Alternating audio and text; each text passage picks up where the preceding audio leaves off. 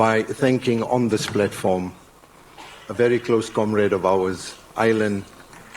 Never do you guys ever let us down, Duncan. Thank you for supporting us on the ICT. دوزا مده هر تم پشتگیری ما کریه اسپاسیاوی دکم کو پشتگیری بردوام بیش بود دوزا ما.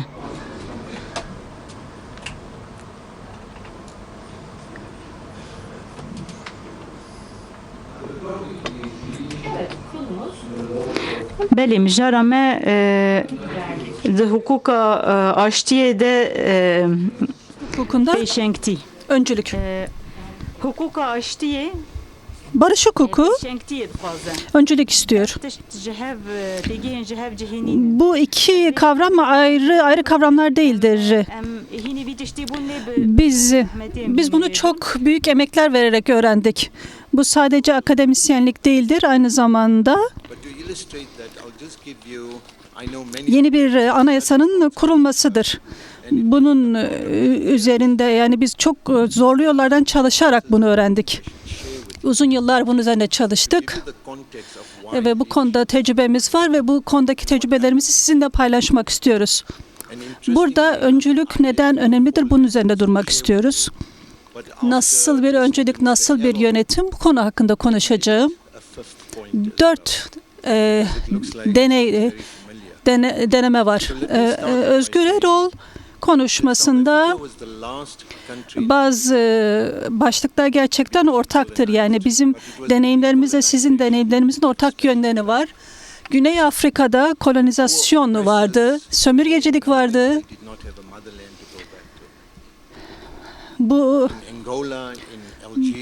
Bu kolonizasyonun kırıldığı son ülkeydi. Mozambik'te, Cezayir'de demokrasi geldiğinde sömürgeciler kendi ülkelerine dönüp sanki hiçbir şey olmamış gibi yaklaştılar. Şunu söylemek istiyorum. Yeni bir strateji koymak zorunda kaldık. Bizim stratejimiz şu şekildeydi. Düşmanımızla birlikte yaşamak zorundaydık ve birlikte ortak bir vatan haline getirmeliydik. Barış hukuku olarak adlandırılan aslında bir inşadır, bir yapı inşasıdır. Burada cesaretli olunmalı ve bu yeniden apartheid'de şöyle bir şey vardı. Kimliğimiz, etnik kimliğimiz devlet kimliği altında yerleştirilmişti. Aslında bu şeytani bir akıldı. Etnik kimliği adı altında kopartılmıştık ve bu şekilde bizi yönetiyorlardı. Bizim buna karşı yaklaşım içerisinde olduk. Yani sadece bunu biz düşünmedik. Ulus devlete karşı etnik kimlikte kurulmuş ulus devlete karşı bu yolla her yöre ulaşıyordu.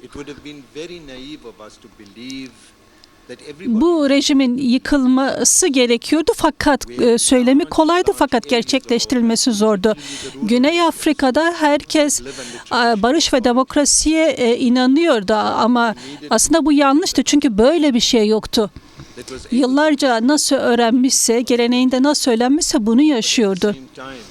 Ama bir yeni anayasa ile hem halkın içerisinde halkın değerlerine, geleneklerine saygılı, aynı zamanda kimliğe saygılı olması. Bu da çok zor bir şeydi. Hem bu süreçte böyle zor, yavaş yavaş ilerleyen bir süreçti. Ben de Müslüman bir evde büyümüştüm.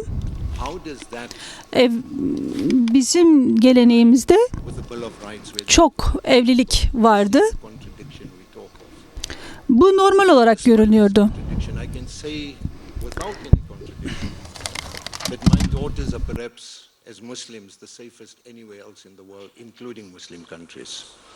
Dahil olmak üzere kendilerini en güvenli hissettikleri ülkede yaşıyorlar.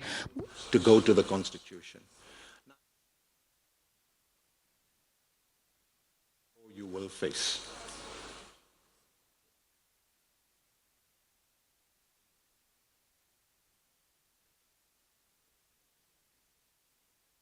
The notion of a state.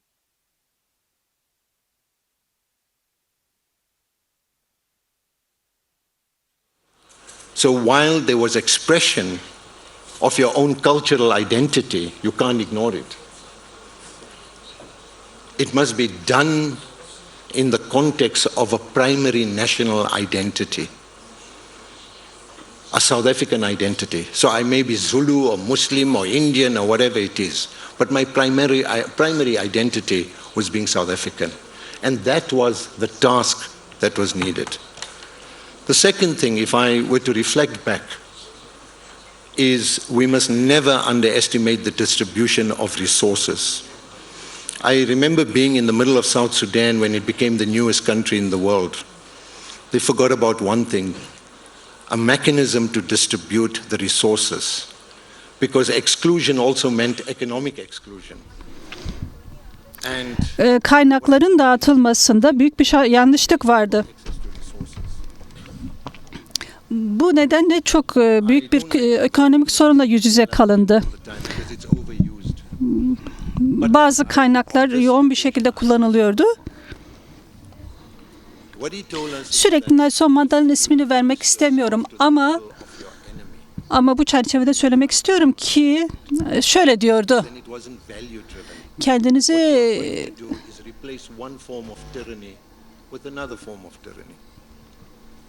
you needed to build a state that protected its citizens from the abuse of power.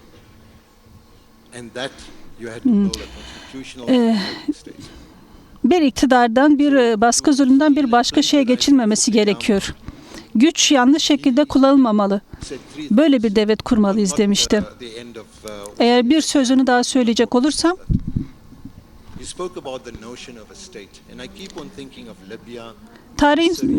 şunu söylemek istiyorum.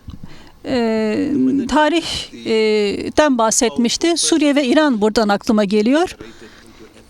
Güçlü insanlar bunu eğer indirdiğinde artık birbirlerine boğuşmaya başladılar, kavga etmeye başladılar.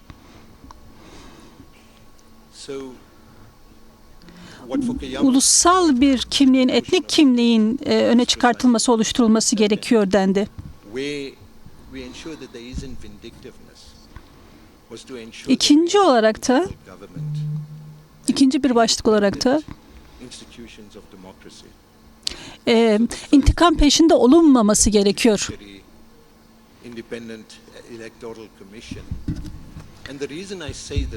Bu şekilde yönetilmeli.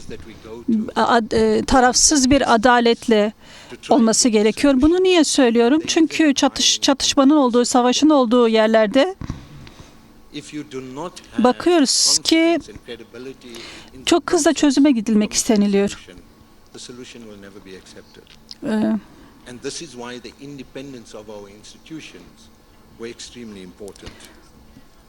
Bu sürecin güvenliği eğer kesinleştirilmezse kurumsallaşma sürecinde çözüm olmayabilir. Burada hukukun üstünlüğünün göz önünde bulundurulması gerekiyor. Buraya gelinceye kadar bazı kanunlar vardı. Bu çerçevede pazarlıklar, tartışmalar vardı. Hem de hukukun dışında da vardı.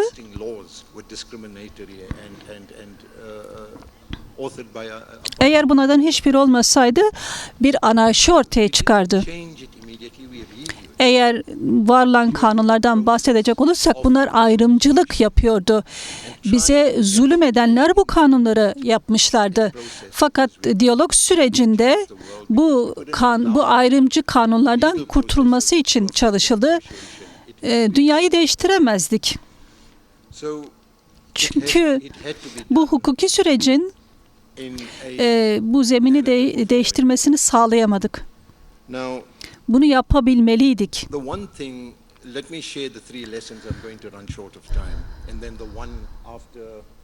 I saw Mr. Errol Bu discuss süreçte hukuk konuşması gerekiyordu.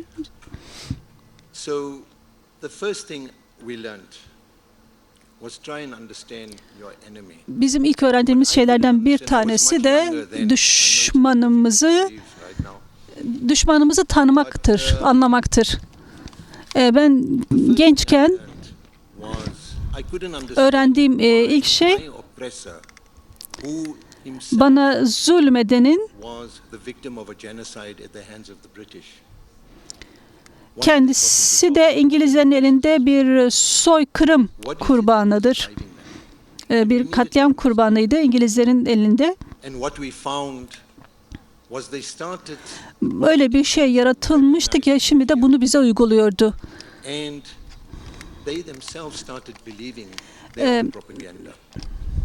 Black people are savage. We are only driven by sexual impulses. That's what they said. And we needed to understand this.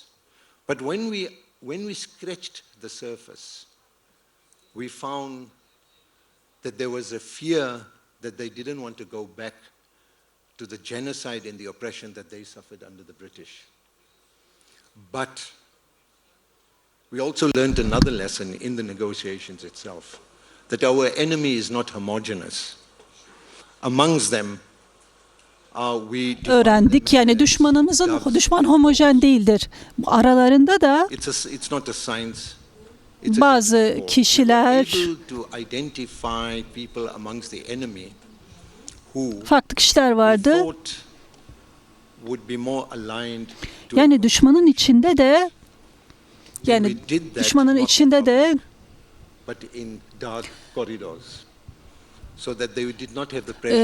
anayasa devletine yakın olanlar da vardı.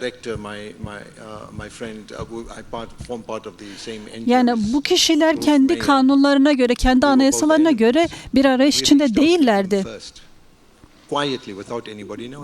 Birbirimize düşmandık.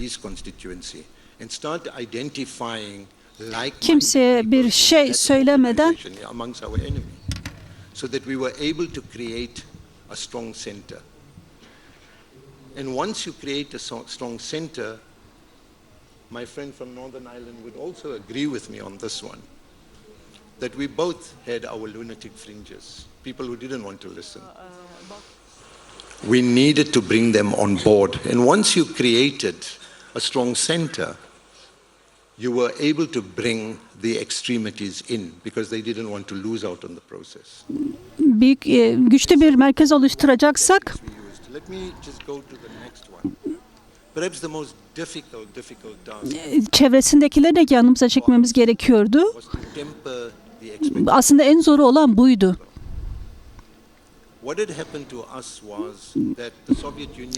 Kendi halkımızın beklentileri vardı.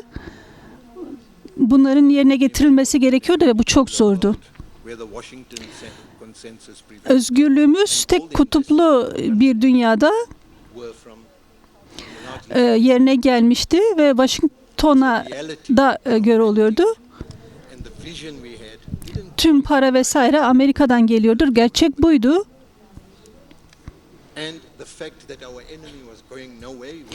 Yani romantize edilmiş hali gerçeklikle alakalı değildi.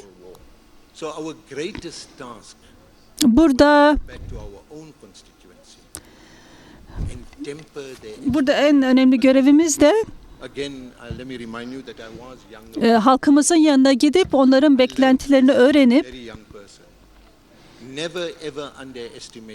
ki tekrar söylediğim gibi o zaman ben çok gençtim ve gençken bunları öğrendim.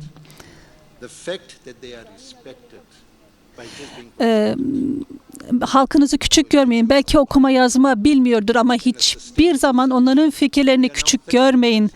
Onlara danışırsanız danışırsanız çözümün devamlılığı olur.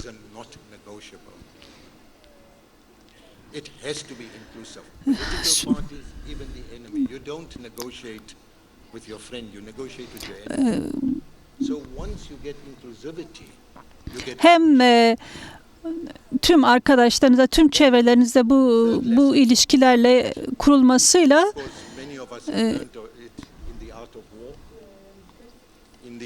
Bu da üçüncü bir ders olarak öğrendim ve bu şekilde size söylüyorum. But we didn't want to humiliate the enemy in front of their constituency. We needed to give them a higher order. Biz düşmanımızı küçük görmek, küçük göstermek istemiyorduk. Kendi taraftarlarını da küçük göstermek istemiyorduk. Onlara diyorduk, siz de bizim gibi düşünmüyor musunuz? Yani bunu soruyorduk. Without picking out. Böyle bir dil kullanıyorduk. We mustn't come to terms. We had a Truth and Reconciliation Commission. Eğer kanunlarda buna göre yaklaşırsanız, bu dille konuşursanız affedemez misiniz? Bu dille onunla konuşuyorduk. Ama aynı zamanda geleceği de düşünüyorduk. And it was an O son oturumda exactly what bir not almıştım. there are certain things that Özgür Farkeler'le konuştuğumda yaptığımız tartışmada önemli bir tartışma yaptık. Bazı şeyler var ki müzakere edilemez. Örneğin apartheid sistemi üzerine müzakere edilemez. Bu kabul edilemez. Bana göre Nelson Mandela'nın mücadelesi ve Rebel Öcalan'ın mücadelesinde paralellik vardır her iki mücadele arasında. it would be a sellout. But what did happen was it was right. Kes Went to speak to Nelson Mandela quietly. So the value of back channel discussions can never be underestimated. And it's usually the security forces. They also try to make trouble by saying Mandela sold tartışma perde arkasında yapılan, kapı arkasında yapılan tartışmalar asla küçük görülmemelidir. Bazıları Mandela bizim davamızı sattı dediler. Böyle bir şey söylemek istediler. Ancak eğer sizin değerleriniz güçlüyse siz de güçlüsünüzdür. we had a bigger vision. And Eğer once they Nelson Mandela bizim davamızı sattı dediğinde, böyle söylendiğinde, ki parti başkanı da böyle söylüyordu. end of this note which leads up to Onlar görüşmelere başladılar. Bu zamanla değişti. Son bir anekdot söylemek istiyorum. it is only Son bir after anekdot we söylemek were istiyorum. unbanned Son as oturumda terrorists bağlamak da istiyorum. we started talking. Terörist listesinden çıkarılması, Change the regulatory environment. terörist listesinden çıkarıldıktan sonra konuşmaya başladık. Then we talked. That was the Bu anayasal düzenlemelerin yapılması, minute they legalized us as a party. Every conflict has a tipping point. That was the tipping point. They couldn't reverse from that because they legalized us. So that, judging from that conversation, I'm not here to prescribe, but it sounds so familiar. It sounds so familiar. But I'd like to just end off with 2 points. One is, whatever the processes are, if you want sustainability, make it transparent. Don't let it be a boys' club in a smoke-filled room and you think you're talking on behalf of people. You're going to get into big trouble and you'll be back into the same cycle. So if that's a lesson I'd like to share with you. And then we also learned from other constitutions. In negotiations, sometimes things look very bleak. I'm sure in Ireland you never thought you'll see through it. The Good Friday Agreement is something you dreamt of. But history provides windows of opportunity unexpectedly. That's when you have to be ready. In the bleakest of moment, that thing will come and you have to be ready. You can't be caught with your pants down. Excuse the expression, sorry. And then let me end off by a lesson I learned from the fathers of the Indian Constitution. When we were busy writing ours in 95, fortunately, there were few authors of the Indian Constitution. They happen to be males, that's why I'm calling them fathers. They shared one lesson with us. They said, if you want to go back to South Africa, go back with this. One is you have a free press. Two, you have an independent judiciary. And three, you never give up on hope. Because that will come. As long as your cause is value-driven and not filled with retribution. That is the law of peace, and that prevails. Let me end off on that note. Thank you very much.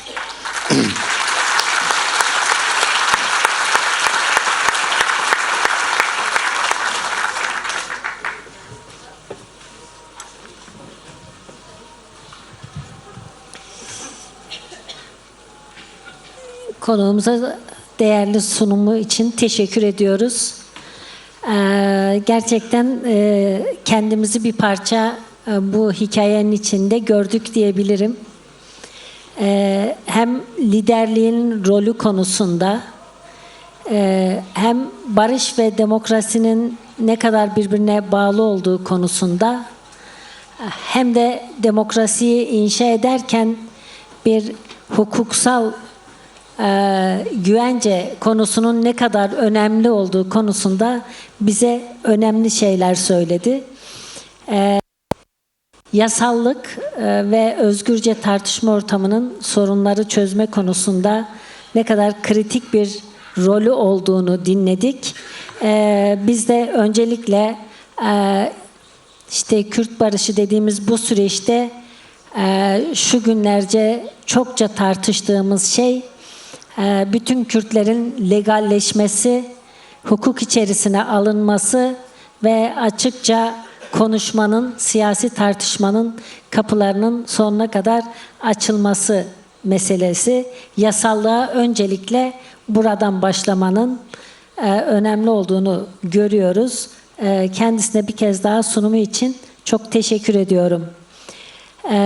İkinci konuğumuz bize İrlanda barış sürecine dair bir sunum yapacak.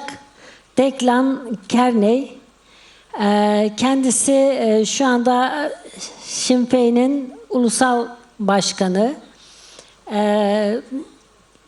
İrlanda çözüm sürecinde bizim belki de bugüne en çok ihtiyaç duyduğumuz bir konuda bizimle deneyimlerini paylaşırsa seviniriz. O da bölünmüş ve çatışma halindeki bir toplumda barışın inşasına insanları inandırmak ve bu kadar bölünmüş, karşıtlaşmış, çatışma haline gelmiş toplumların her iki tarafına birden hitap edebilmenin sihirli formülleri var kendisinde diye düşünüyorum. Çünkü o çözüm sürecinde hem Katalanlarla hem Protestanlarla diyalog kurabilen, bunların bir araya gelmesine vesile olan çalışmalarıyla biliyoruz kendisini. Bizim de bugünlerde buna çok ihtiyacımız var. Barışın toplumsallaşması konusunda yoğun bir emek veriyoruz. Fakat Türkiye'de çeşitli pay hatları olan kutuplaşmanın, karşıtlaşmanın çok derin yaşandığı, hele ki Kürtlerin tehlike olarak kodlandığı, isyancı ve tehlike olarak kodlandığı kocaman bir yüzyıl arkada dururken barışmanın kolay olmadığını biliyoruz. Bize bu konuda toplumsal barışı, yani barışın farklı taraflarını aynı hedefe, yani barış hedefine yaklaştırmanın formülleri konusunda deneyimlerini bizimle paylaşacak. Kendisini konuşmasını yapmak üzere sözü kendisine veriyorum.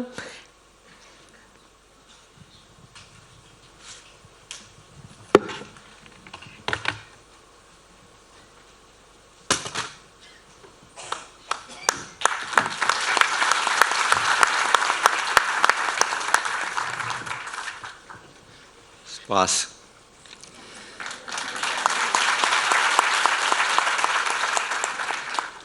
Marhaba. Friends and comrades, from those of us who have struggled in Ireland, I bring greetings to you all with special tribute to your İrlanda'dan hepinize selamlar getirdim. Özellikle and their families, to your prisoners and their families, and to all of şehitlerinize, within your struggle here. kayıplarınızın ve tutsakların yakınlarına selam getirdim. Mücadeleniz için with all of those within your struggle who have shown leadership to create this moment. And in particular, mücadelenizdeki leadership öncü and the role of Abdullah Öcalan. bu süreci başlattığı için onun öncülüğüne ve Abdullah Öcalan'ın öncülüğüne selamlarımı, saygılarımı getirdim. The founders of Irish republicanism in the late 18th century, they were called the United Irishmen and Women. 18. yüzyılın sonunda İrlanda'da Cumhuriyet'in kurucuları And the principles of liberty, İrlanda equality and birliği için were the genesis then of modern bu görüşlerini Fransız ve Amerikan devrinden aldılar. tradition from which I come. Burada eşitlik ve özgürlük üzerine İrlanda Cumhuriyeti'ni inşa ettiler. Socialist and Bazen non-sectarian within the context of achieving an Irish national democracy. seküler, sosyalist hareketler Irish republicanism is about changing British amaçları policy in buydu. Ireland and addressing the division which it has created between the people of Ireland. Amerika'nın, İngiltere'nin politikalarını ortadan kaldırabilmek için National reconciliation. İrlanda'nın ikiye bölünmesi. Bağımsızlık National reconciliation. ve ulusal barış süreci bu ideolojinin temelini oluşturan şeydir. Ve bu hedefler Every single generation since Birleşik İrlandalıların 1798'deki isyanından beri her neslin peşinde olduğu bir şey oldu. Çoğunlukla silahlı mücadele yoluyla. 1916 Ve 1916 Paskalya haftasında new sustained yeni uzun sürecek bir siyasi mücadelenin katalisti yani tetikleyicisi yaşandı. İrlanda bağımsızlığı ve ulusal demokrasisi için. Ve bugünümüze kadar da devam etti. 1916 ayaklanmasının siyasi vizyonu İrlanda Cumhuriyeti'nin revolutionary doctrine. ilanında da zaten görülmüştü ve burada İrlanda toplumunun temel değişimini de görüyoruz. Ayaklanma ve diğer devrimci ayaklanmalar 20. yüzyılın başındaki mesela Alman devrimi, Rus devrimi bunlar The historic question about how society toplumun nasıl düzenlenmesi, organize olması gerektiği sorusunu ön plana getirdi. James Connolly İrlandalı bir devrimciydi. 1916 ayaklanmasının diğer liderleriyle beraber idam edildi. Bu kendisi ulusal özgürlük mücadeleleri ve toplumsal dönüşüm arasındaki bağı tespit etmişti ve tayin etmişti. Bu da İrlanda Cumhuriyeti'nin ilanında zaten sağlam bir şekilde oturmuştu. Ve bu değerler şu an Sinn Féin'in yani benim partimin ve İrlanda toplumunu değiştirme hevesimizin temelini oluşturuyor. Aynı zamanda biz enternasyonalist olmaktan gurur duyan bir partiyiz ve eşitlerden oluşan İrlanda, eşitlerden oluşan bir dünyanın başarılması için kilit önem taşımaktadır diyoruz. But that was eclipsed by the British. İrlanda için bağımsızlık mücadelesi başlamıştı ancak 1921 yılında İngiltere'nin İrlanda'yı bölüştürmesi ve sonrasında yaptığı karşıt devrimle bu sekteye uğradı. İrlanda'nın 32 bölgesinin 6'sı Kuzey İrlanda olacak şekilde ayrıldı ve tamamen İngiliz himayesi altında yönetildiler. Kısıtlı güçleri olan yerel bir parlamentosu vardı ve bu devletlerin daha büyük olanı yani 26 bölgeden oluşan bu devlet şu an Özgür İrlanda Devleti olarak ilk bilinen şu anda İrlanda Cumhuriyeti olarak bilinen devleti oldu. Ve bu ülkenin bölünmesi iki muhafazakar devletin oluşumuna yol açtı kuzeyde ve güneyde ve İngiliz sömürgeciliğinin de İrlanda'da devam etmesiyle sonuçlandı. İrlanda'nın kuzeyi, ben burada yaşıyorum, tek partili bir devlete dönüştü. Bu devlet Katolik vatandaşlarının ve bu ulusalcı ve cumhuriyetçi fikirleri paylaşan insanların ekonomik ve politikal ayrımcılığa uğradığı, apartheid'e uğradığı bir düzendi. oy verme, seçme seçilme hakları, barınma ve istihdam ve erişim konusunda da ayrımcılık zaten bunun temelinde yatıyordu. İrlandalı kültürel sözler, tabirler ve ulusalcı siyasi gelenek baskılandı. Kalıcı bir güvenlik rejimi baskıcı bir mevzuatla birlikte uygulandı. Ve sistemik politik ve ekonomik eşitsizlikler ve Kuzey Devleti'nin adaletsizlikleri devam etmekte olan İrlanda'daki siyasi çatışmanın temelini hazırladı. Bir demokratik sivil haklar kampanyası vardı 60'ların sonunda ve bu tek partili devletin paramiliter yapısı tarafından baskılandı. Bunun doğrudan bir sonucu olarak da sürekli olarak silahlı olan bir grup, bir silahlı mücadele IRA öncülüğünde başladı.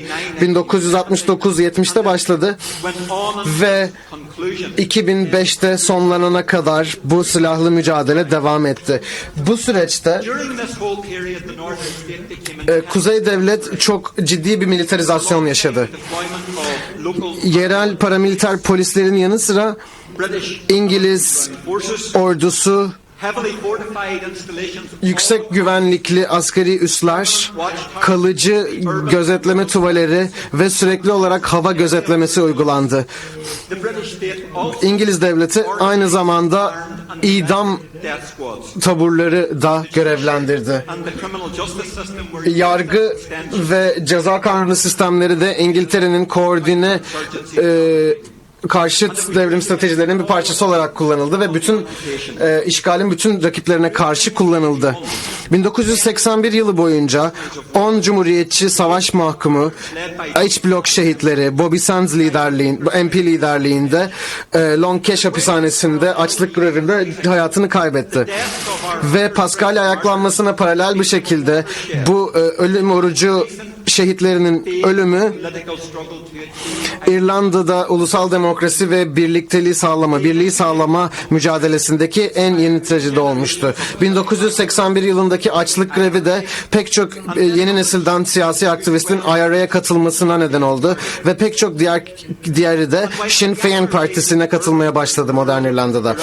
IRA'nın kırsal ve şehir gerilla mücadelesi İngiltere'ye karşı devam ederken 70'lerde, 80'lerde ve 90'larda askeri olarak bir açmaza ulaştılar günün sonunda. 80'lerin sonunda iki çok önemli faktör şekillendi.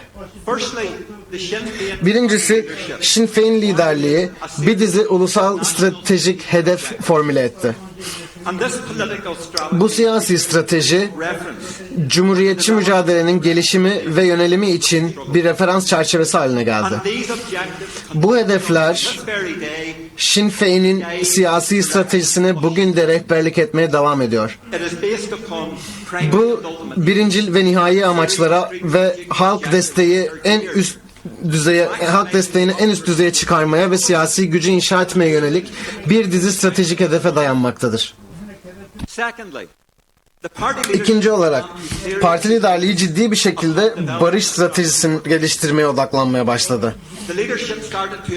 Silahlı mücadele kullanımına bir alternatif olarak barışçıl ve demokratik yollarla ulusal kendi kaderini tayin etme ve yeniden birleşme potansiyelini soruşturmaya başladılar ve 87'de barış senaryosunun yayınlanmasına yol açtı silahlı mücadeleye bir alternatif olarak. Silahlı mücadeleyle geçen o onlarca yıl boyunca ve Muhammed'in de biraz önce yorum yaptığı konuya değiniyorum burada. Cumhuriyetçilerin liderliği ve Britanya Devleti ve çeşitli hükümetler arasında her zaman bir arka kanal iletişim hattı oldu. Bu dönemde arka kanal aktifti. Şu an anlatmakta olduğum dönemde. İrlanda hükümeti ve Kuzey İrlanda'daki anayasal ulusalcı parti olan SDLP ile özel bir süreç başlatıldı. Bu Sinn Féin ve SDLP liderlikleri arasında önemli bir siyasi fikir birliğine yol açtı Kuzey İrlanda'da. Ve bu fikir birliği dönemin İrlanda hükümeti tarafından da onaylandı.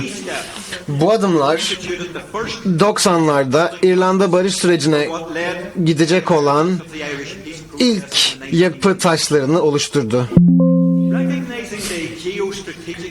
ABD'nin jeostratejik önemini ve Kuzey Amerika'daki İrlanda kökenli Amerika topluluğunun büyüklüğünü de takdir eden Sinn Féin, İrlanda diasporasıyla önemli bir stratejik angajman başlattı. Bu çalışma Bill Clinton'ın başkanlık kampanyasının da ortaya çıkmasıyla önemli bir ivme kazandı. İrlandalı Amerikalı liderler Clinton'ın kampanyasıyla bir ilişki kurmak için Sinn Féin ile birlikte çalıştılar ve 1980'de bu böyle oldu 93'te ve Başkan Clinton seçildiği zaman yönetimi İrlanda'da barışın sağlanmasını bir dış politika önceliği olarak belirledi.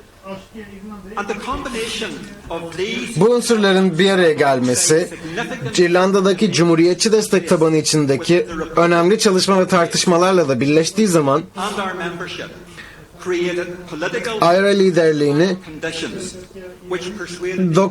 Ağustos 94'te tek taraflı ateşkes ilan etmeye ikna eden siyasi ve diplomatik koşulları yarattı. Bu bir dönüm noktasıydı. IRA kararı yalnızca Sinn Féin ve İrlanda'daki diğer uluslararası alandaki diğerlerinin kalıcı demokratik bir barış sürecinin geliştirilmesine öncelik vermeyi taahhüt etmesi temelinde alınmıştır. ABD yönetimi ve İrlanda hükümetinin olumlu angajmanına rağmen o dönemdeki Britanya muhafazakar hükümeti kötü niyetle hareket etti. IRA'nın tek taraflı girişimini bir zayıflık olarak yorumladı. Ateşkes de bunun bir sonucu olarak Şubat 1996'da sona erdi. Ancak ABD'nin devam eden katılımı, yeni bir İrlanda hükümetinin ve daha da önemlisi Tony Blair liderliğindeki Britanya İşçi Partisi yönetiminin seçilmesiyle yeni bir bağlam oluştu. Bu yönetimler IRA'yı Temmuz 1997'de yeni bir tek taraflı ateşkes ilan etmeye teşvik etti.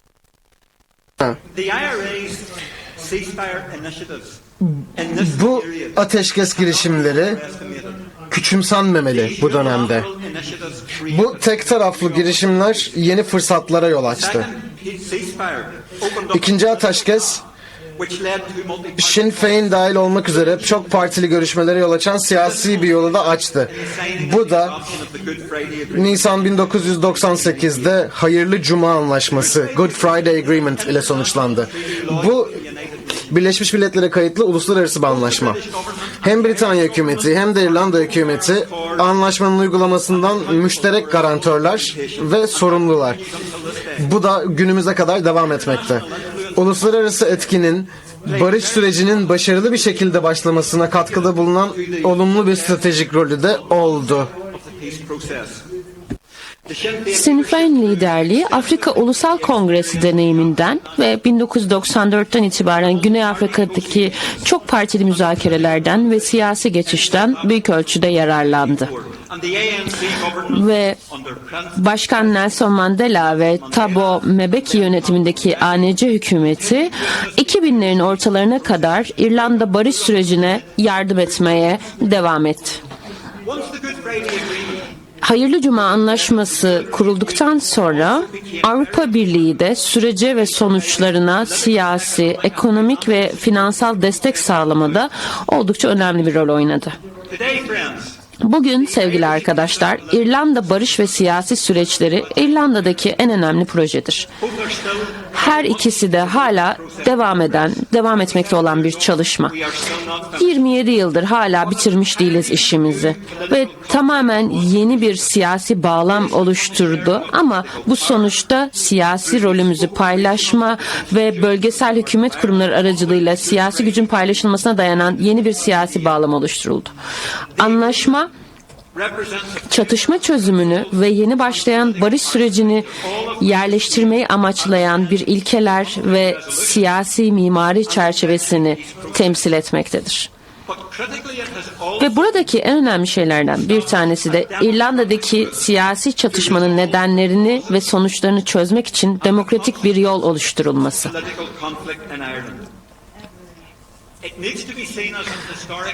Muhalifler arasında tarihi bir uzlaşmaydı ve bağlayıcı bir uluslararası anlaşma olarak uygulanmasını sağlamak için hem İngiliz hem İrlanda hükümetlerine uluslararası bir sorumluluk verdi.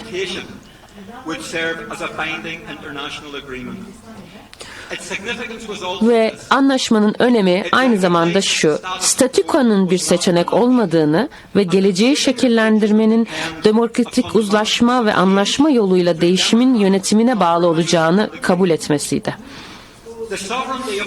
İngiliz parlamentosunun ulusal İrlanda üzerindeki toprak birleşmesi üzerindeki egemenliği kaldırıldı ve gelecekte bu Kuzey ve Güney İrlanda birlik referandumlarında belirlenecek ve her iki eyalette de birlik yanlısı çoğunluk gerektirecekti. Dolayısıyla Kuzey'in durumu anayasal bir süreç olarak bu referandumlarda belirlenecek ve iki tarafın da çoğunluğunu gerektirecek. Hiçbir şey aynı kalamazdı ya da kalamayacak.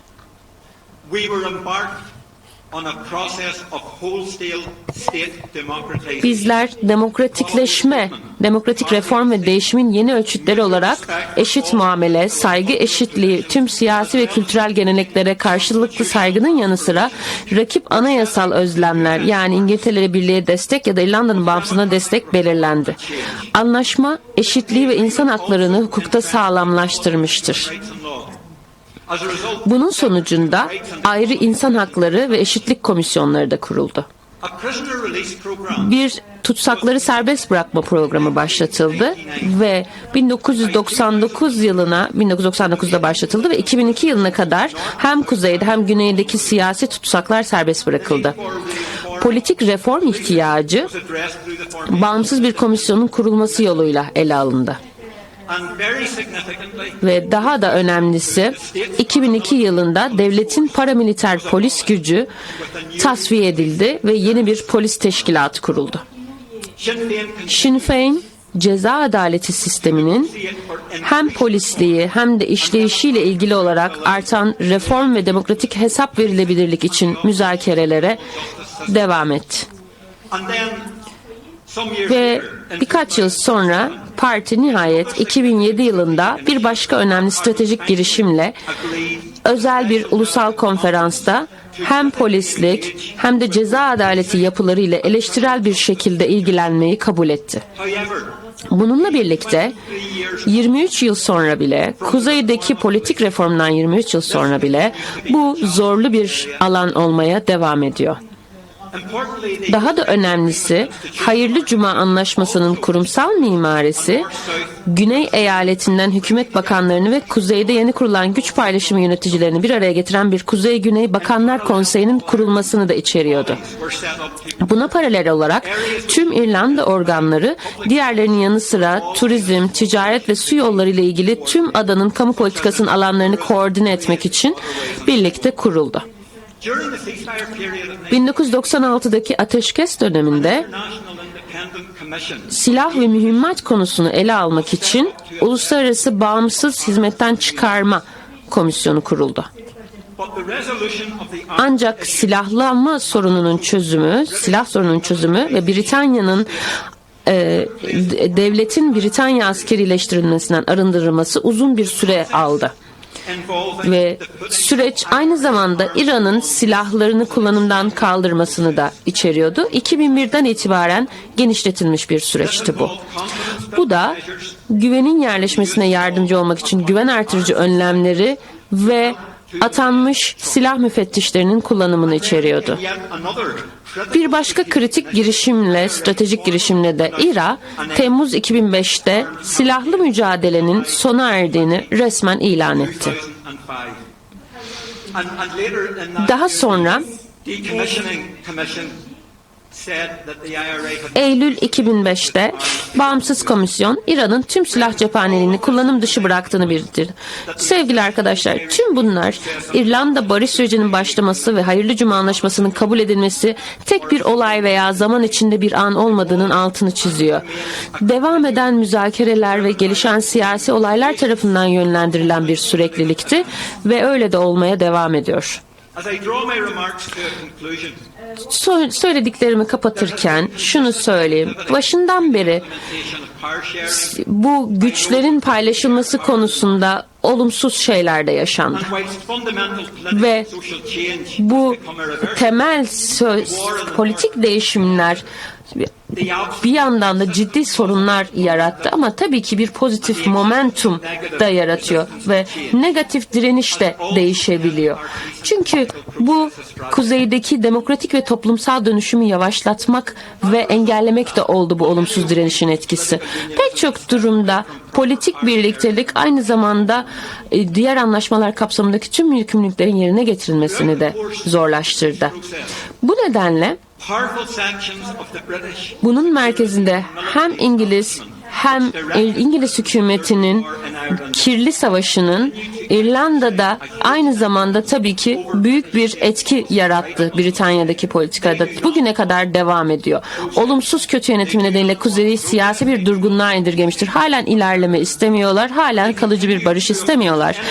Bu yüzden herhangi bir bu geçmişi daha demokratik bir şekilde ele almak için her süreci engellemeye çalışıyorlar. Ve aynı zamanda mirası da engellemeye, bu mirasın anlaşılmasını engellemeye çalışıyorlar.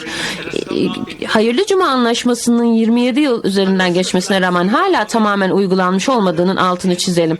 Bu yüzden Kuzey İrlanda hükümetinin aslında halen durgunluğa itilmiş bir devlet olduğunu söylememiz gerekiyor.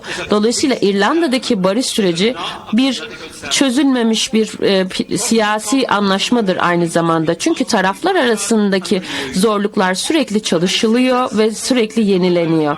Bu yüzden bir sonuca gelirken şunu söyleyeyim. Hayırlı Cuma Anlaşması gerçekten çok büyük bir şekilde kabul edilen bir anlaşma. Ama Hayırlı Cuma Anlaşması'nın bu siyasal mücadelenin başka başarılı anlaşmalarla da devam edilmesi gerekiyor. Sinn Féin mücadelenin kalıcı bir aracı olarak ele alıyor.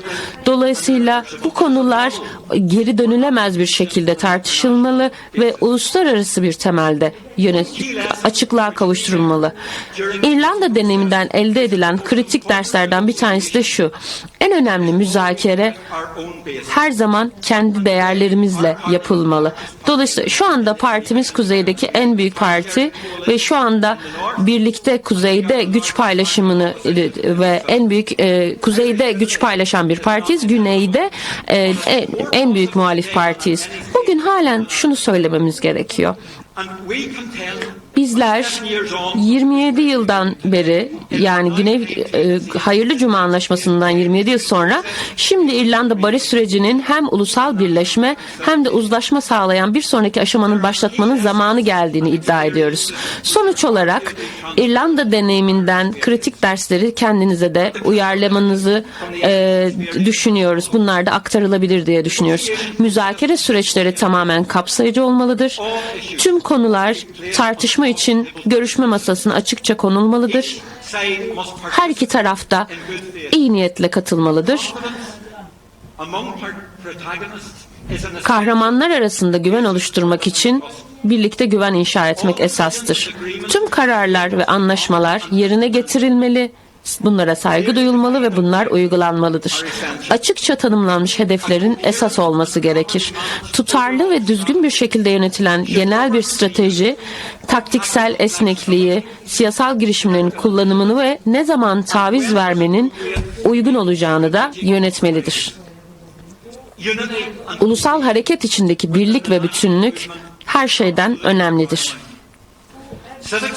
Sivil toplum ve tabanın katılımı harekete geçirilmeli ve demokratik değişim için her sürece dahil edilmelidir. atalet ve durağanlığı önlemek için siyasi momentum gereklidir. Ve Muhammed de zaten daha önce söylemişti. Muhalefet tek bütüncül, bize yapılan muhalefetin tek bir muhalefet olduğunu, yekpare bir muhalefet olduğunu düşünmemeliyiz. En ilerici değişimi arayanlar hedefleri ilerletmek için en büyük riski almaya hazır olmalıdır. Ve son olarak sevgili arkadaşlar, yoldaşlar, Sinn Féin Türkiye hükümetiyle olumlu ilişki kurma çabalarında ve yeni bir barışçıl siyasi fırsat, umut ve demokrasi ufku yaratma çabasında Kürt halkının temsilcilerine dayanışmamızı genişlettiğini ifade etmek istiyoruz. Ve ben de Türkiye hükümetine şunu söylemek istiyorum. Bu fırsatı, Kürt halkının temsilcilerinin sunduğu bu fırsatı kucaklaması gerekiyor. Ve bu sabah da yorumlarda söylendi. Umut hakkından bahsedildi. Ben umut hakkının inanıyorum ama aynı zamanda umut iradesinden de bahsetmemiz gerekiyor diye düşünüyorum. Çünkü böylece umudu yaşanılabilir kılabiliriz diye düşünüyorum. Kapatırken sevgili arkadaşlar şunu söylemek istiyorum. Barış, demokrasi ve özgürlük. Kürdistan halklarına, Kürt halkına barış, özgürlük ve demokrasi, Abdullah Öcalan'a özgürlük.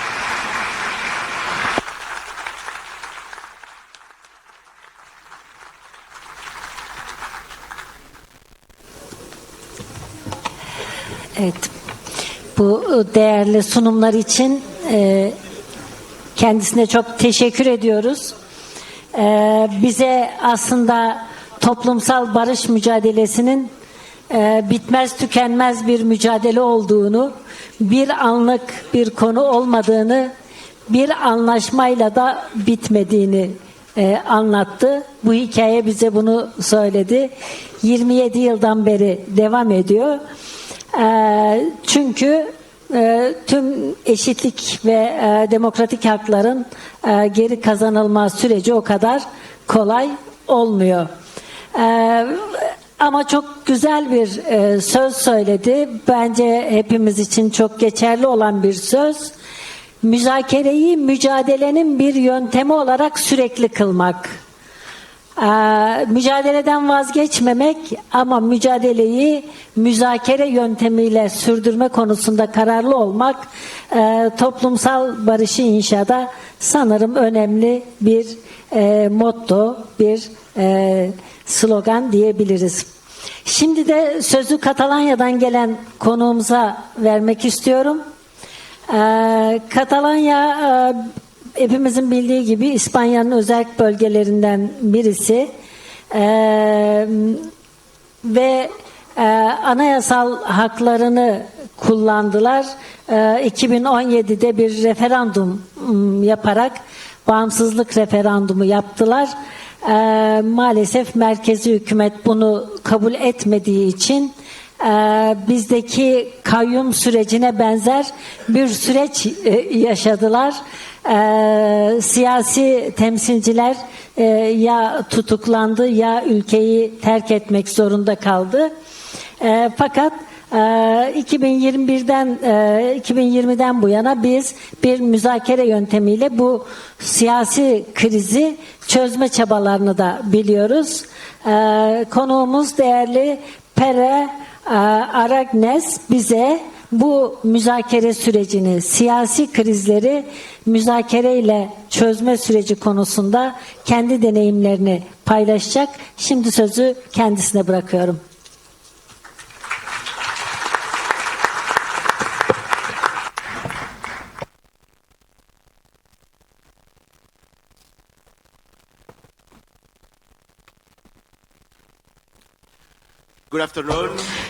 Herkese tünaydın, saygıdeğer misafirler, sevgili meslektaşlar, sevgili eş başkanlarımız, değerli katılımcılar, sevgili misafirler, arkadaşlar.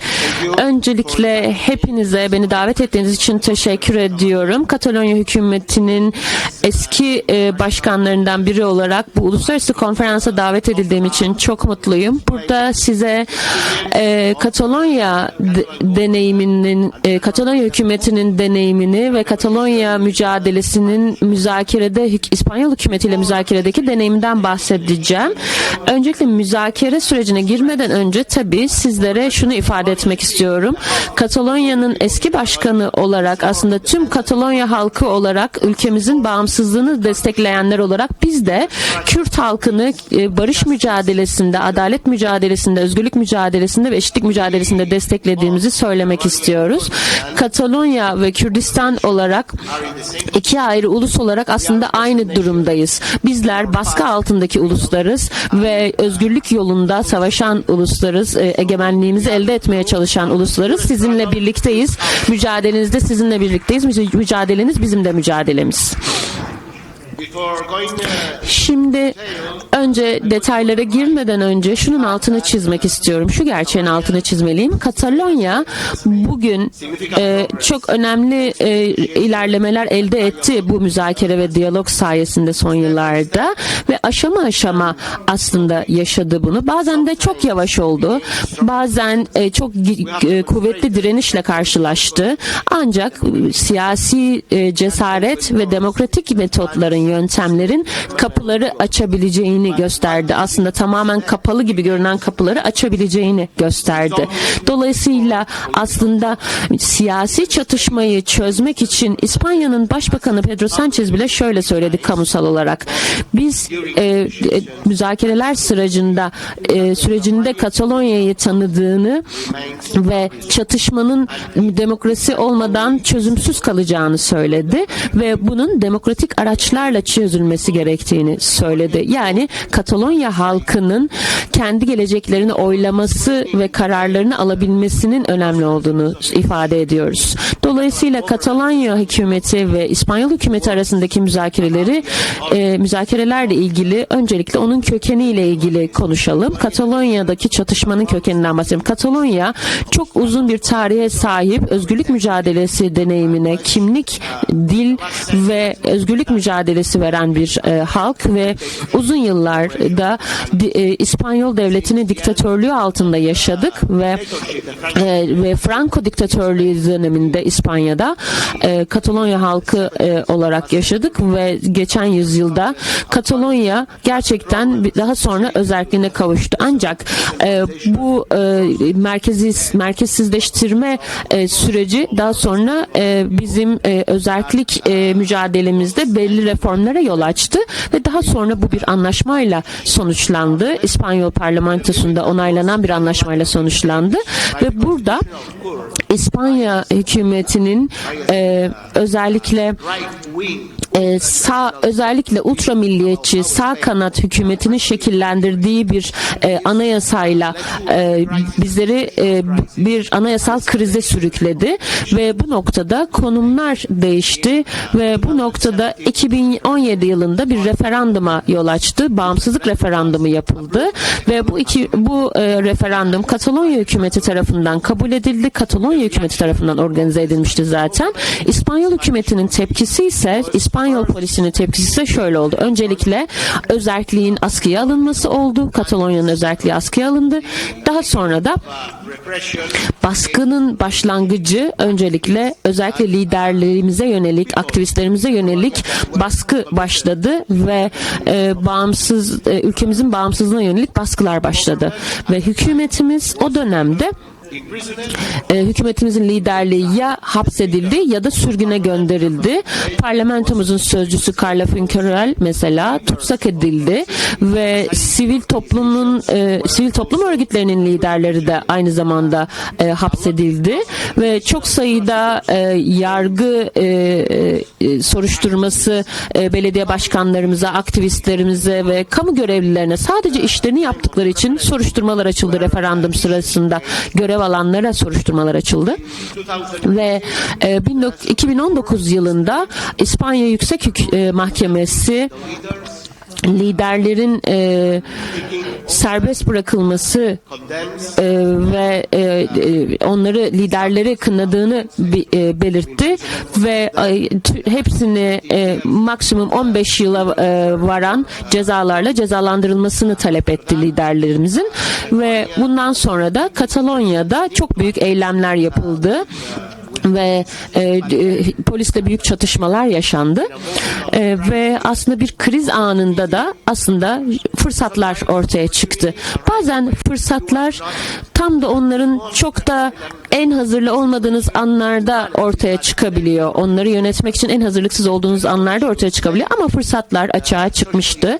İspanya'da Sosyalist Parti ve Esquerra Republicana ve solcu cumhuriyetçiler ve bağımsızlığı destekleyen partiler Katalonya'da büyük eylemler örgütlediler ve biz onlarla birlikte bir müzakere süreci başlatmaya karar verdik siyasi çözüm bulmak için. Dolayısıyla 2019 Kasım'ında resmi olarak İspanyol hükümetiyle konuşmaya başladık ve çok net hatırlıyorum şu konuşmamı.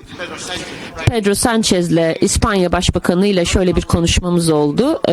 Kamuya açık olmayan bir toplantıda Aralık 2019'da ve ona dedim ki ben Katalonya'nın tam bağımsızlığını savunuyorum ve biliyorum siz bu konumu reddedeceksiniz ama şunu da biliyorum ki siz bir siyasi çözüm istiyorsunuz.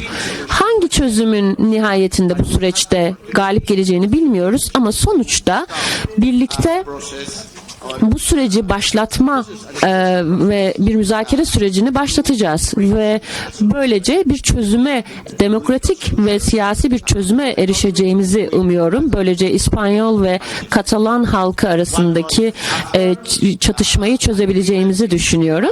Bir ay sonra Esquerra Republicana ve bağımsızlıkçı sol kanat hükümet ve sol kanat partiler ve Sosyalist Parti bugünlerde bu arada halen rol oynuyorlar İspanyol hükümetinde. Bir anlaşmaya varıldı ve bu anlaşmada öncelikle siyasi çatışmanın varlığını kabul etti. İkincisi bu çatışmayı çözmek için müzakerenin gerektiğini kabul etti ve bir başka önemli şey de bir başka ileri adım da şu oldu. Nihai çözümün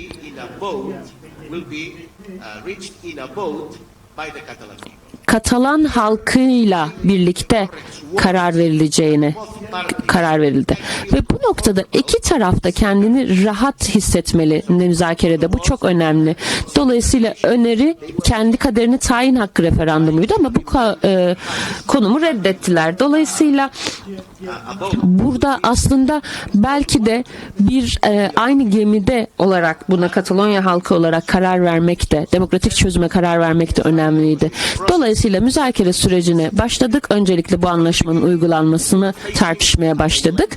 Ama bir ikileme de düştük. Yani hem müzakere sürecinde ilerlemek açık uçlu bir şekilde ancak İspanyol hükümeti bir siyasi çözüm istiyordu ama aynı zamanda halkımızın yaşadığı mağduriyeti de aşmak istiyorduk.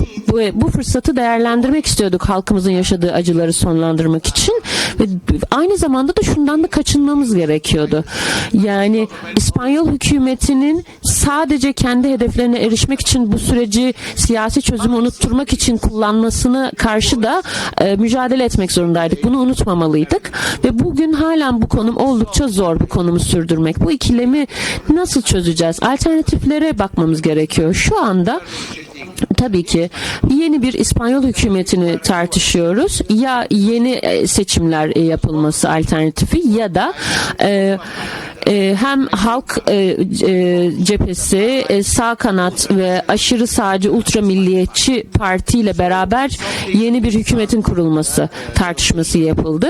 Ancak bu müzakere sürecini nasıl devam ediyoruz?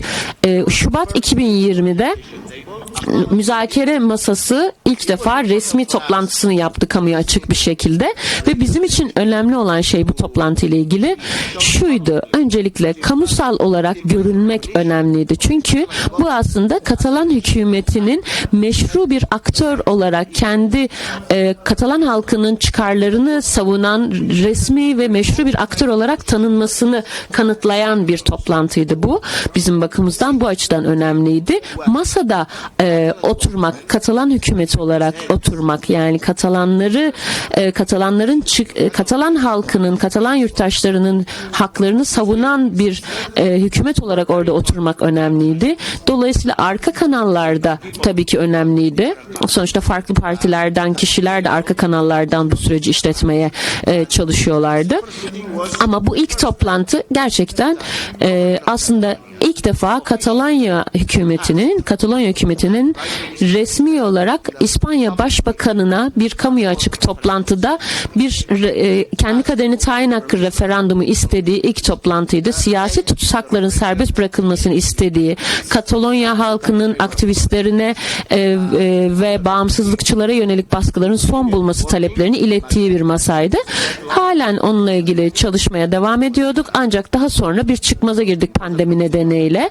Pandemi önemli bir engeldi tabii ki ve Katalonya'da sonra seçimler yapıldı ve Katalonya liderliğinin tarafı değişti. Ben de başkan olarak seçildim bu seçimlerden sonra ve benim bu müzakere sürecine bağlılığım kesindi ve bu yüzden şöyle düşünüyorum. Bu da aynı zamanda iki taraf arasında güven inşa etmek de gerekiyordu müzakerelere katılarak. Bu o zamandan beri 2021 Mayıs'ı Haziran'ında müzakereye devam etmeye başladık. Müzakere süreci devam etti bu tarihten sonra da ve bazı anlaşmalara vardık. Öncelikle siyasi tutsakların serbest bırakılması ve İspanya Ceza Kanunu'nun değişmesi ve İspanya hükümetiyle net bir şekilde İspanya parlamentosunun belli bazı suçları suç olmaktan çıkarmasını tartıştık. Yani aslında biz sürekli olarak bazı yoldaşlarımız belli suçlamalarla karşı karşıya kalıyorlar. Bu yüzden 2019'da onlara yönelik suçlamaların düşürülmesi talebini ilettik. İspanyol hukukuna göre ayrılıkçılık suçunu işlemenin de kaldırılmasını istedik ve böylece hiç kimsenin siyasi bağımsızlık arayan, anayasal değişiklik isteyen kimsenin bununla suçlanmamasını istedik. Ve diğer anlaşmalarda bazı koruma önlemleriydi. Katalan dilinin korunmasına yönelik kanunlar ve aynı zamanda bunların da iki taraf arasında güven inşa etmek için önemli olduğunu söyledik. Katalan dilinin artık İspanya parlamentosunda konuşulmasını talep ettik ve bu aynı zamanda çok dilli, çok uluslu bir özellik olarak İspanya devletinin bu konuda ileri bir adım atması gerektiğini söyledik ve Katalan dili şu anda Avrupa Birliği'nin resmi bir dili olması da aynı zamanda Avrupa kurumlarında tartışılıyor. İspanya hükümetinin önerisi olarak da bunun Avrupa Birliği'ne sunulması gerektiğini söyledik ve bu da önemli adımlardan bir tanesiydi ve nihayetinde bu da kabul edildi ve 2024'te bir de af kanunu çıkartılmasını tartıştık. Böylece tamamen baskının sona ermesinin bir yolu olarak bu kanunun kabul edilmesini istedik. Şu anda bu af kanununu tamamen uygulandığını söyleyemeyiz. Çünkü bu da bize şunu hatırlatıyor. Aynı zamanda tabii ki mesela öncelikle Carles Puigdemont'un Katalonya'nın eski başkanının serbest bırakılması, Esquerra Republicana'nın liderlerinin serbest bırakılmasını ve tamamen bir politik aktör olarak, siyasi aktör olarak sürece katılması talebimizi de içeriyor. Hem de bir ofisten aslında bu durumun üstesinden gelmesini af kanunuyla istiyoruz diye talep ettik. Ve aynı zamanda anayasal reformları da talep ettik ve bu noktada şunu gördük. Şunun da altını çizmem gerekiyor. Başlangıçta söylemiştim zaten. Siyasi çatışmanın merkezinde aslında Katalan halkının kendi geleceklerine karar verme ve İspanyol hükümetini konumunu reddetmesine dayanıyordu. Bu durum halen çözülmüş değil. Nihayetinde halen önümüzde yürüyecek uzun bir yol var. Özellikle bu siyasi çözümü bulma konusunda ve son birkaç düşüncemi daha söyleyeyim. Müzakere sürecimizde öğrendiğimiz dersler, çıkardığımız dersler, bunların ilki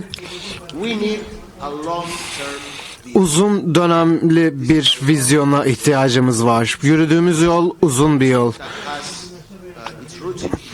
Yani tarihe dayanan, yüzlerce yıllık geçmişi olan bir çatışma öyle bir günde çözülebilecek bir şey değil.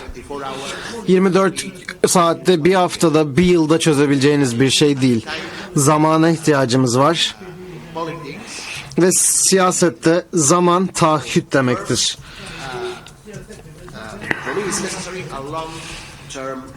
Benim için uzun dönem vizyonuna sahip olmak gerekli. 2. Sürecimiz doğrusal olmayan bir süreçti. Lineer olmayan bir süreçti.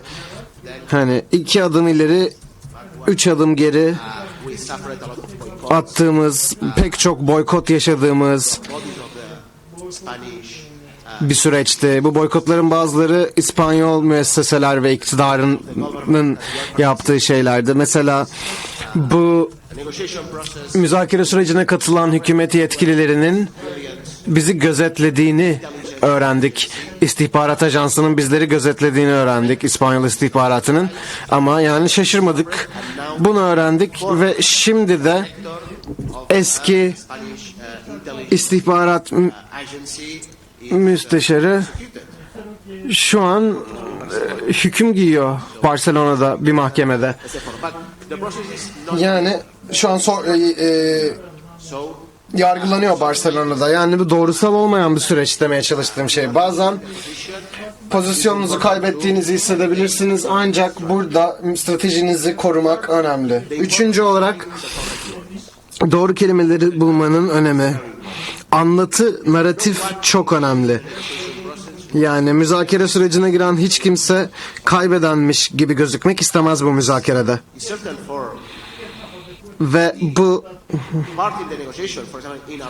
mesela bizim örneğimizde bu asimetrik pozisyondaydık. En kötü pozisyondaydık. Partimiz için de geçerliydi. Ama bu aynı zamanda daha görünürde güçlü pozisyona sahip olan, yani İspanyol devleti için de böyleydi. İspanya devleti için. Yani anlatınız hedef olarak karşı tarafı küçük düşürmeyi seçtiyse, o zaman bu müzakerede yol kat edemezsiniz. İmkansızdır. Günün sonunda biz de bazı kelimeler seçip bulup bunlarla kazanımlarımızı tabir etmenin, tasvir etmenin bir yolunu bulduk. Mesela ceza kanununun bir reformuna girmek istediğimizde ve İspanya ceza kanununu değiştirmek istediğimizde İspanya hükümeti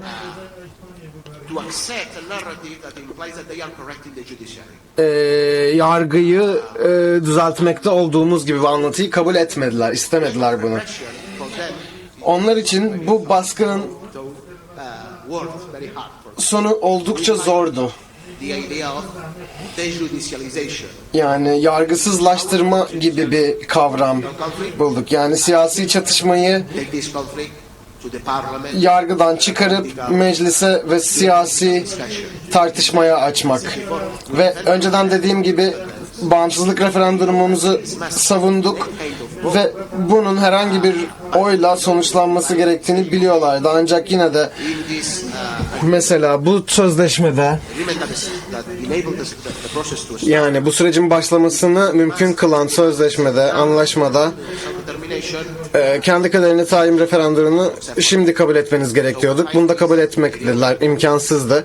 Dolayısıyla Katalonya'daki çözüm için halk oyunu kullandık. Yani doğru kelimeleri bulup bu kelimelerle iki tarafında bu müzakerede yol kat etmesini sağlamamız gerekiyor. Bir müzakere sürecine girdiğiniz zaman kendinizi değiştiriyorsunuz. İspanyol hükümeti siyasi anlatıları bakımından bugün 5 yıl öncekiyle aynı değil. Ve biz de değiliz. Biz de aynı değiliz 5 yıl öncekiyle. Anlatı bakımından. Ya benim için bu en kapsayıcı olan bu kelimeleri bulmak çok önemliydi. 4. Bu süreçte çokça oyun bozan ve inatçı kişiyle karşılaşacaksınız. Yani oyun bozan ve inatçılarla karşılaşacaksınız. Çünkü bir hareketteki her insan inatçı olarak gözükebilir bir anda. Bu da gözüküyor. Böyle görülebiliyorlarsa müzakereye onların da dahil edilmesi gerekiyor. Dolayısıyla bu tür davranışlardan kaçınmak için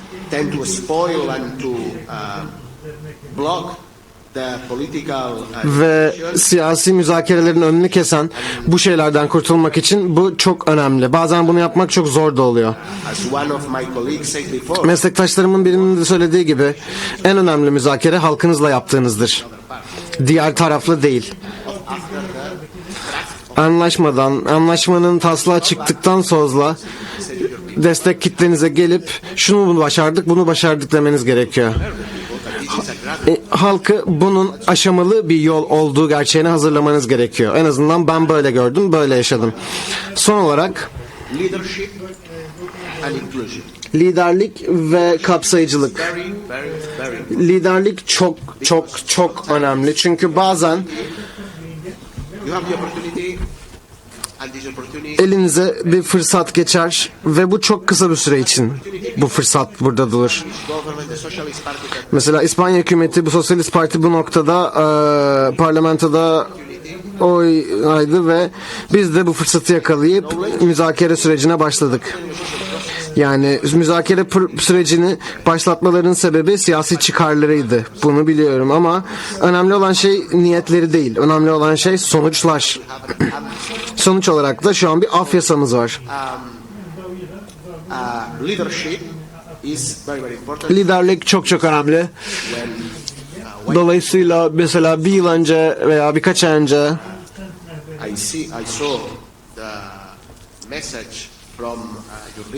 lideriniz Helen'den gelen mesajı gördüm. Bu bir liderlik işareti, liderliğe bir işarettir. Halkınızın tarihini acıdan barışa götürmek çok ciddi liderlik ister. Risklidir tabii ki. Ancak liderlik gerektirir ve bu sadece çok güçlü liderliklerle başarılabilir. Ve kapsayıcılıkla elbette. Günün sonunda bu açıklamakta olduğumuz kapsayıcı siyasi süreçten elde ettiğimiz şey insanların hayatının, toplumumuzun iyileştirilmesiydi.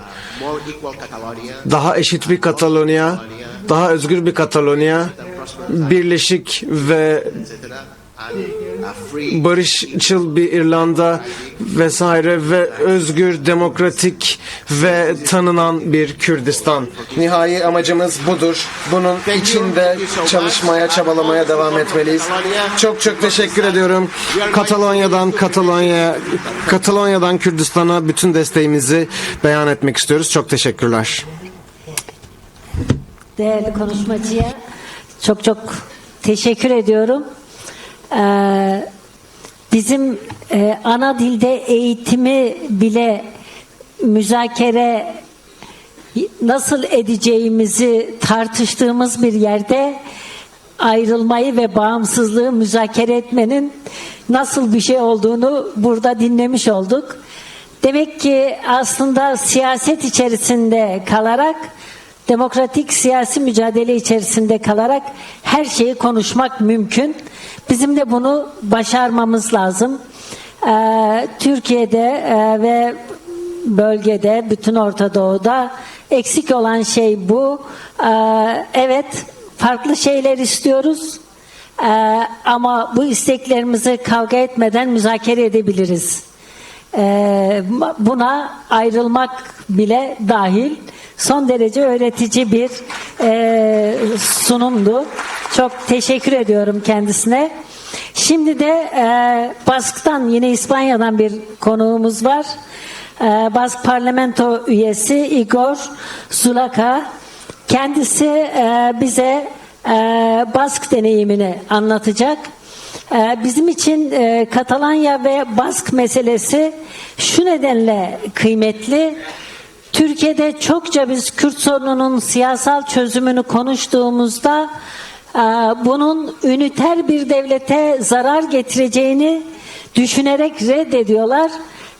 Oysa uluslararası literatürde İspanya üniter bir devlet, fakat sanırım 18 ayrı bölgesi var. Bölgesel parlamentoları var, yönetimleri var, dil hakları var ve hala da ekonomik ve siyasal haklarını genişletmek için, kültürel haklarının alanını genişletmek için siyasi müzakereye ve mücadeleye devam ediyorlar. Ben sözü daha fazla uzatmadan değerli konuğumuz Igor'a konuşması için mikrofonu bırakıyorum.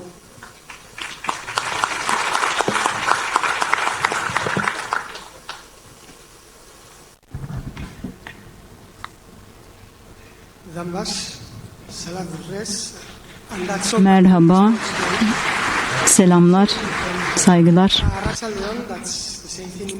Raçaleon Baskçası bunun. Burada olmak benim için çok büyük bir zevk. Bask parlamentosundan geliyorum. Müdahalemi kısaltmaya karar verdim. Dolayısıyla kağıdıma bakıp bazılarını çıkartacağım. O yüzden idare edin beni. Mümkün olduğunca kısa tutmaya çalışıyorum bunu. İnsanlar yorulmaya başladı, ayrılmaya başladılar salondan. Şimdi sizlere öncelikle 11 Temmuz'da silahsızlaşma süreci, silah bırakma süreci başladığında burada olmaktan büyük bir gurur duyuyorum ve tarihte önemli bir yer tuttuğunu biliyorum ve umutlarınıza, korkularınızla, durumunuzla empati yapabildiğimi hissediyorum ve karşı karşıya olduğunuz belirsizliği de anlıyorum. Umarım beni anlarsınız.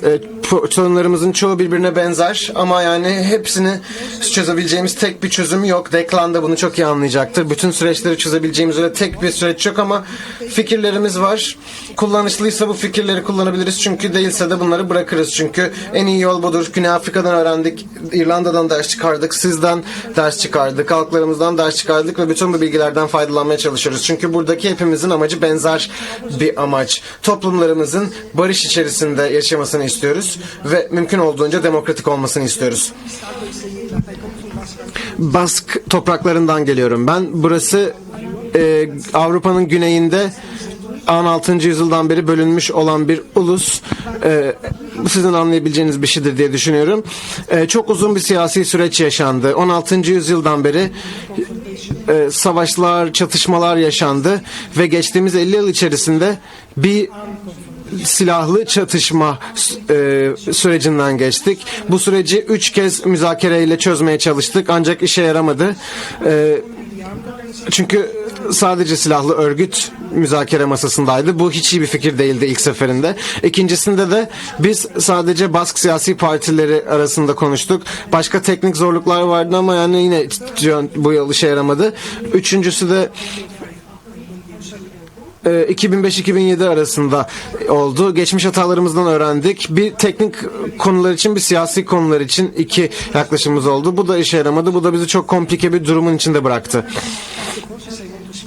Size anlatmak istediğim süreç bu. Belirtmeliyim ki hiçbir süreç daha sonlanmadı. Mesela süreçten bahsederken ve işte 10 Ekim 2009'da başladık falan dediğimiz zaman bu sürecin bittiği anlamına gelmiyor. Süreçler devam ediyor. Belki atamadığımız adımlar olmuştur, kaçırdığımız adımlar olmuştur. Mesela burada işler sonuçlanmadı. ...2007'de süreç yine çöktü ve çok kara bir yerdeydik stratejik olarak. Bir karar almamız gerekiyordu ve bu kararı aldık. Bu karar da kendimizi değiştirmekti.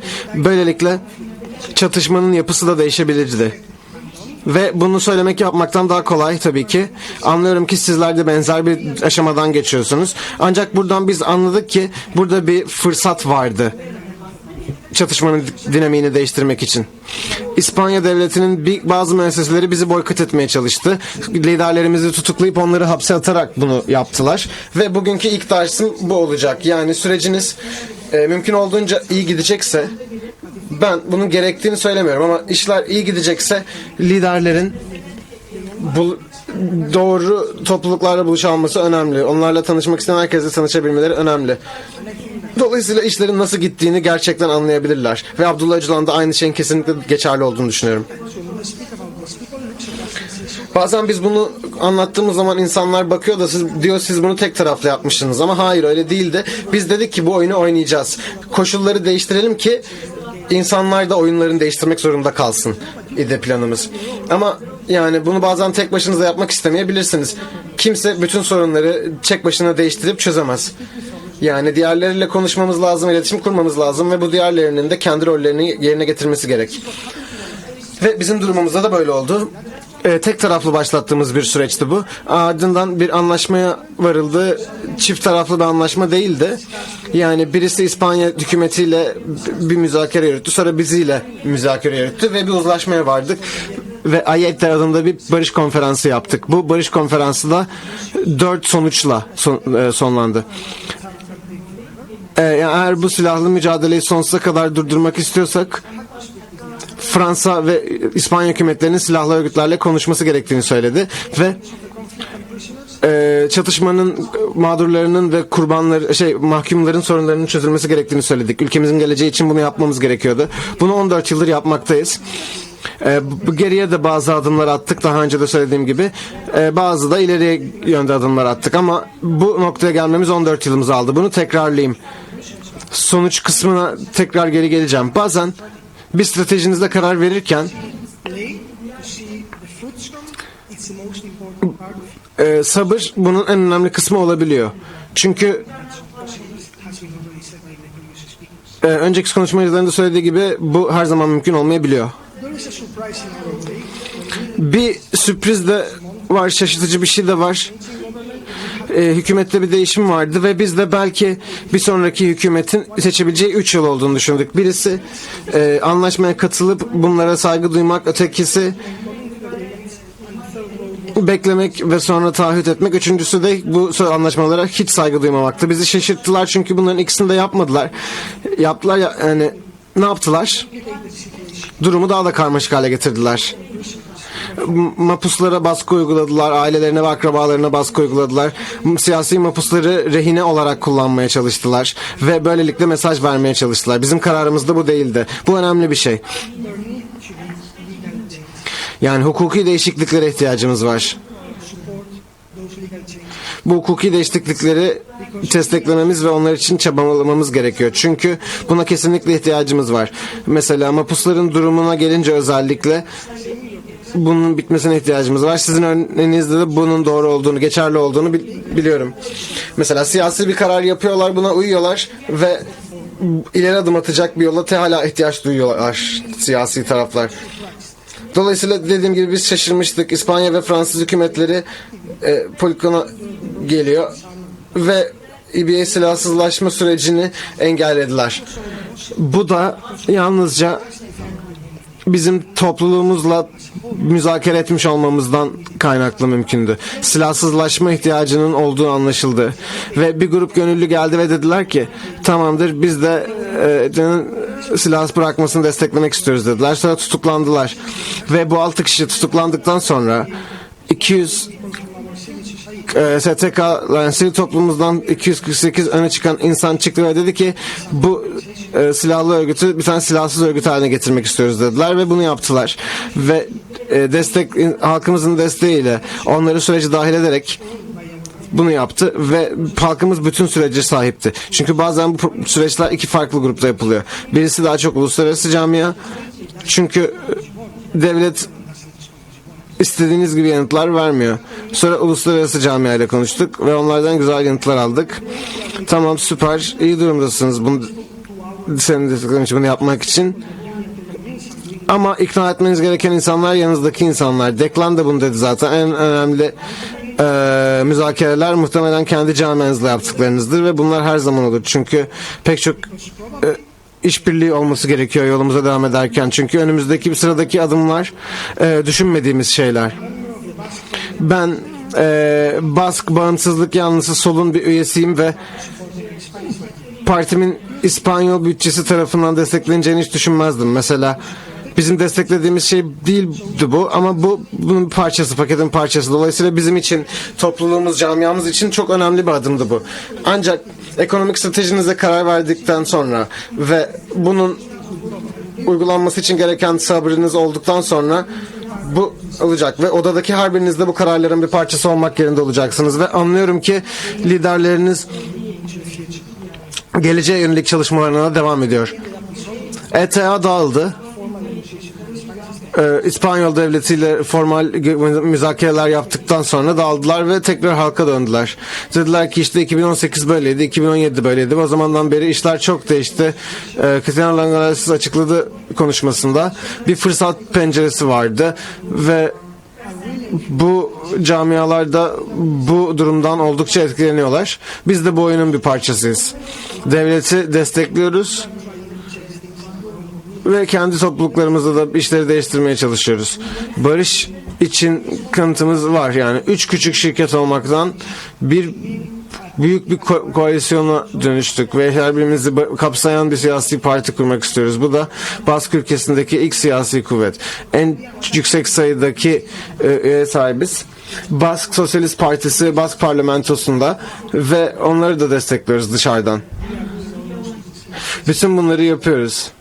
Durum evrimleşmekte, yani istediğimiz kadar hızlı değil ama maalesef hızlı olamıyoruz ve adım adım bunu yapmamız gerekiyor.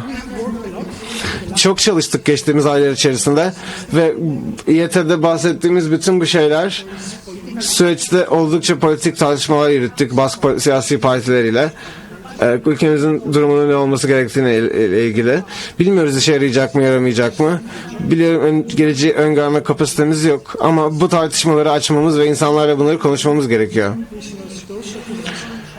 Bask topraklarına mahpuslar daha yakına getirilebiliyor ve bu oldu çünkü bu insanlar kusura bakmayın şimdi biraz hızlı olacağım demiştim ama olmadım. Şimdi diyeceğim ki bu sorunların ele alınması gerekiyor. Ancak bir sorunun kendi kendine ortadan yok olması gibi bir ihtimal yok. Gidip yüzleşmeniz gerekiyor. Ve diğerleri de şöyle düşünebilir ki dikkat etmezlerse problemler ortadan kalkacak ama böyle olmuyor. Durumları çözmemiz gerekiyor. Sanırım İrlanda'da da durum aynıydı. Güney Afrika'da da durum aynıydı. Yani kaçan insanlar varsa, ilgilenmeyen insanlar varsa bu durumların ele alınması gerekiyor. Ve bazen Sayın Mustafa bundan bahsediyordu bu sabah ve bu çözümlere, 5 çözümlere ihtiyacımız var. Yani bazı kelimeler yasaksa başka kelimeler bulalım, yasayı değiştirelim, işleri kolaylaştıralım bir şeylerin büyüyebilmesi için. Çünkü bu daha önce dinlediğim bir şey. Barış mazlumları her yerde var ve çok güçlüler. Onlara oyun bozan diyebiliriz. Bir şeyleri öyle görmeyen şeyler. Çok güçlüler ve çok inatçılar. Evet.